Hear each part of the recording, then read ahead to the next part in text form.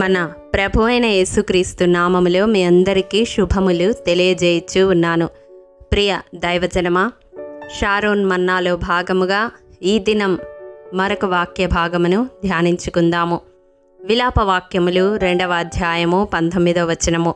నీవు లేచి రేయి మొదటి జామున మొరపెట్టుము, నీళ్లు కుమ్మరించున్నట్లు ప్రభు సన్నిధిని నీ హృదయమును కుమ్మరించుము, నీ పసిపిల్లల ప్రాణము కొరకు నీ చేతులను ఆయన తట్టు ఎత్తుము. ప్రియ దైవజనమా, క్రీస్తును వెంబడించు విశ్వాసిగా మనము మన బిడ్డల కొరకు మరువక మొరపెట్టేవారముగా ఉండాలి. దేవుడు గర్భఫలమును బహుమానముగా మనకు ఇచ్చి ఉన్నాడు. ఆ బహుమానమును జాగ్రత్తగా కాచి కాపాడి తిరిగి వారి ఆత్మలను దేవునికి బహుమానముగా అప్పగించే వారముగా ఉండాలి. మరి రేయి మొదటి జామున మన బిడ్డల కొరకు మన చేతులను ఆయన తట్టు ఎత్తి మొరపెట్టాలని వాక్యము సెలవిస్తూ ఉంది.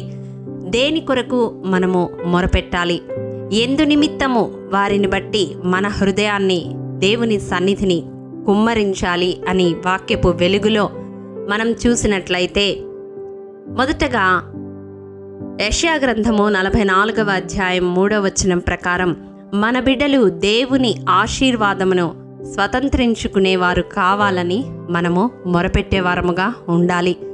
దేవుని ఆశీర్వాదము సమస్త ఈవులను, ఇహపరమైనవి పరసంబంధమైనవి ప్రతి ఒక్కటి అనుగ్రహిస్తుంది. కాబట్టి అట్టి ఆశీర్వాదాన్ని మన బిడ్డలు జీవితకాలమెల్లా పొందుకునేవారుగా ఉండాలని మనము మొరపెట్టాలి. రెండవదిగా యెషయా గ్రంథము 44వ అధ్యాయం 3వ వచనం ప్రకారం మన బిడ్డలు దేవుని ఆత్మ నడిపింపును కలిగి ఉండాలని వారి కొరకు మొరపెట్టాలి. ఎందుకనగా పరిశుద్ధాత్మ దేవుడు వారిని సర్వ సత్యములోనికి నడిపిస్తాడు, పాపమును గూర్చి తీర్పును గూర్చి ఒప్పింపచేస్తాడు. కాబట్టి వారు ఆత్మ నింపుదలను కలిగి జీవితకాలమెల్లా ఆత్మ నడిపింపులో వారి జీవితాన్ని కొనసాగించాలని మొరపెట్టేవారముగా ఉండాలి. మూడవదిగా యెషయా గ్రంథము 48వ అధ్యాయము 19వ వచనం ప్రకారం వారి నామము ఎన్నడూ దేవుని సన్నిధి నుండి కొట్టివేయబడకుండా మరువబడకుండా ఉండాలని మొరపెట్టేవారముగా ఉండాలి. దావీదు ఇదే కదా దేవుణ్ణి అడుగుతాడు, నిత్యము నీ సన్నిధిని నా కుటుంబము జ్ఞాపకార్థముగా ఉండాలి అని. అటు రీతిగా తరము వెంబడి తరము మన బిడ్డలు వారి నామము దేవుని సన్నిధి నుండి కొట్టివేయబడకుండా మరువబడకుండా ఉండాలని, మనకు ఆయుష్ ఉన్నప్పుడే మన బిడ్డల కొరకు దేవుని సన్నిధిలో మన హృదయాన్ని కృమ్మరించి మన చేతులెత్తి మొరపెట్టేవారముగా ఉండాలి. ప్రియ దైవజనమా, ఈ రీతిగా మన బిడ్డల కొరకు అనుదినము దేవుని సన్నిధిలో ఎత్తిపట్టేవారముగా ఉండాలి. ఇంకా మనం చూసినట్లయితే యెషయా గ్రంథము 65వ అధ్యాయము 23వ వచనం ప్రకారం ఆకస్మికముగా అపాయము వారికి కలగకుండుట కొరకు మనము మొరపెట్టాలి. నిత్యము దేవుని కంచె వారి చుట్టూ ఉండాలని మొరపెట్టాలి. ఈ అంత్య దినాల్లో అపాయకరమైన కాలముల్లో మనం ఉంటూ ఉండగా మన బిడ్డల క్షేమము భద్రత కేవలము దేవుని కృప మీద మాత్రమే ఆధారపడి ఉన్నదని మనము గుర్తించే వారముగా ఉండాలి.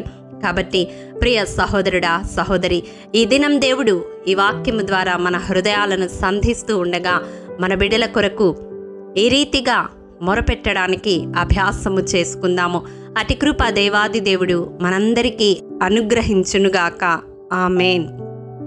ప్రేమ నమ్మకము కలిగిన మా ప్రియ పరలోకపు తండ్రి, నీ పరిశుద్ధ పాదములకు వందనాలు, స్తుతులు, స్తోత్రములు. దేవా, గడిచిన కాలమంతా నీ కృపలో భద్రపరచి ఈ రీతిగా నీ వాక్కులు ధ్యానించుకున్నటకు మీరు అనుగ్రహించిన ఈ శ్రేష్టమైన సమయాన్ని బట్టి వందనాలు చెల్లిస్తూ ఉన్నాను. దేవా, విత్తబడిన వాక్యమును ప్రతి హృదయంలో నూరంతలుగా ఫలింపచేయండి. మా బిడ్డల కొరకు ఏ విధంగా మొరపెట్టాలో, దేని కొరకు మొరపెట్టాలో, దేని కొరకు నాయనా నీ సన్నిధిలో మా చేతులెత్తాలో ఈ దినం మీరు బయలుపరిచిన విధానమును బట్టి మీకు వందనాలు. అటు రీతిగా మా జీవిత కాలమెల్లా ప్రభువా మా బిడ్డల కొరకు మొరపెట్టే ఆత్మను మా మీద కృమ్మరించమని యేసు అతి పరిశుద్ధ నామం పేరట అడిగి పొందుకొని నాము తండ్రి. ఆమేన్. ప్రియ దైవజనమా, అనుదినము షారోన్ మన్నా ద్వారా అడగబడుచున్న నెంబర్ ఇన్ బైబిల్ క్విజ్ ప్రశ్నలకు సమాధానములు ప్రతి నెల మొదటి వారము కామెంట్ బాక్స్లో పోస్ట్ చేయబడతాయి. కాబట్టి గమనించి మీకు తెలియని ప్రశ్నలకు సమాధానములు తెలుసుకొనగలరని ప్రభు పేరట మనవి చేయుచూ ఉన్నాము. ప్రియ దైవజనమా, ఈ దినం నెంబర్ ఇన్ బైబిల్ క్విజ్ ప్రశ్న: 8 సంవత్సరముల వాడై ఏలనారంభించి యెరూషలేములో 31 సంవత్సరములు ఏలినది ఎవరు? మీ సమాధానం మాకు తెలియజేస్తారు కదూ. ప్రభు కృప మనందరికీ తోడయుండునుగాక. ఆమెన్. ప్రియ దైవజనమా, ఈ దినము జన్మదినము, వివాహ దినము జరుపుకుంటున్న వారికి షారోన్ గ్రూప్ తరపున హృదయపూర్వక శుభాకాంక్షలు తెలియజేయుచూ ఉన్నాము. దేవుడు శ్రేయస్కరమైన ఆశీర్వాదములతో ఈ సంవత్సరాది నుండి సంవత్సరాంతము వరకు మిమ్ములను నింపాలని ప్రార్థిస్తూ ఉన్నాము. ఆమెన్.